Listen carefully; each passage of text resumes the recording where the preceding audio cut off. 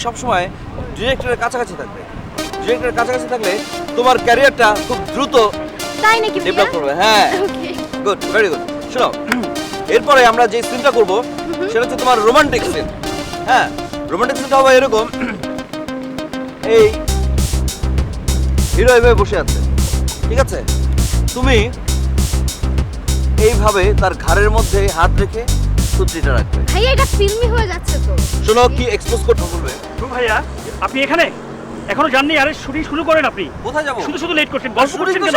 কখন শুরু হয়ে গেছে? আহা, আপনি যান, না হলে প্রোডাকশন ভালো হবে না। আর আপনি আরে ওর সাথে গল্প করে কি লাভ বলুন তো আমাকে? আমার প্রোডাকশনে 12টা বাজবে। শুনুন, আপনি নাম করা ডিরেক্টর, কাজল সাহেব শুনুন, বলুন। এক নাগারে কথা বলবেন না, কথা শুনতে হয়।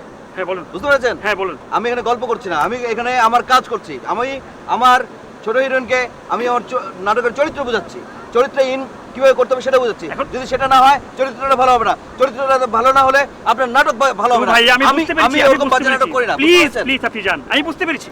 আর সিন হচ্ছে, রিহার্সাল Please. হচ্ছে, সবকিছু রেডি হচ্ছে, Please. ই হবে। প্লিজ আপনি যান, না ভাই বুঝান আমাকে। আমি বুঝাচ্ছি।